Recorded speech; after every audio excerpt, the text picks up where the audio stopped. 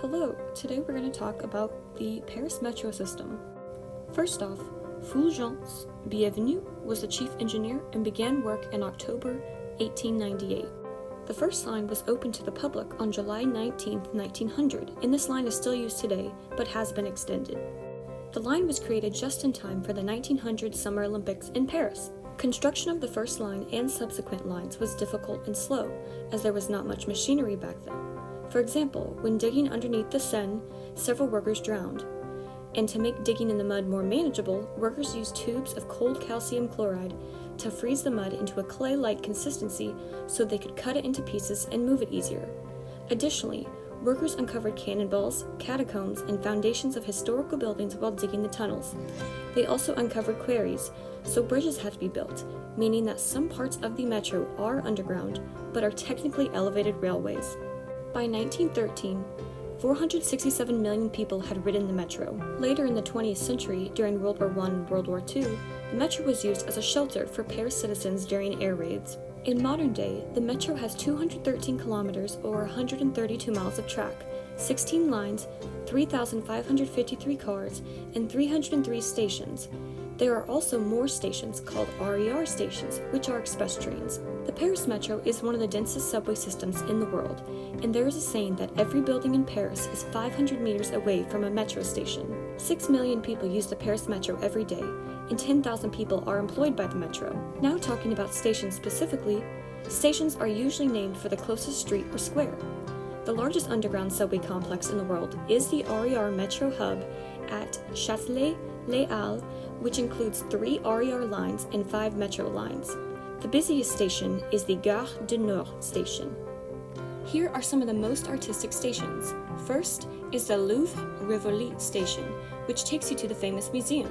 It has marble walls and replicas of artwork from the museum itself. The next station is Bastille. The tiles depict scenes from the French Revolution. Bastille was a fortress turned prison that the people of Paris stormed on July 14, 1789. The last station we'll look at is Art et Métier, which is named after the science museum it takes you to. A comic artist designed this nautical steampunk look in 1994. The portholes display artwork of science equipment, such as the satellite Tesla here. Now we'll discuss how to ride the metro. The hours are 5:30 a.m. to 1 a.m., Monday through Thursday, and 5:30 a.m. to 2 a.m. during the weekend. Rush hour is typically Monday through Friday, from 8 to 10 a.m. and then 5 to 8 p.m., so you should avoid those times. Once in a metro station, you can buy a ticket called a T Plus ticket, which is what most visitors buy. The tickets are €1.90 and let you ride and transfer however many times you need in 2 hours. If you're a local, you probably have a Paris Navigo pass that gives you unlimited rides for a year. Once you have your ticket, you must go through a gate where you insert it into a machine and then it spits it back out for you to keep. Now you'll look for the direction you want to go in. The direction is named for the last stop of the train, not east, west, north, or south. Here, you would choose the left train, or Porte de la Chapelle, or the right train, Marie d'Issy, depending on where you want to go. Once on the train, be careful of pickpocketers who like to grab phones and purses and hop off the train right as the doors close. You'll get off the train at the station you want, and then you'll look to the exit signs. Sortie means exit in French. There will be different exits depending on what street, square, etc. you want to go to. Now we're going to look at the Boston subway for comparison. The first subway in North America opened in Boston, Massachusetts in 1897 and was only half a mile long and a 3-minute ride. It's still used today. The Boston subway is called the T because the MBTA, or the Massachusetts Bay Transportation Authority, is the transit system in Boston, which includes the subway, buses, ferries, and the commute rail. Similar to the Paris Metro, building was very difficult, and bodies were uncovered while building. The subway didn't catch on until the 1970s, when traffic and gas shortages became issues. But today, there are 4 main subway lines and has 300,000 daily riders, which is small compared to the 6 million daily riders of the Paris Metro. The Boston subway is also one of the most indebted subways in the US, with a debt of $8 million.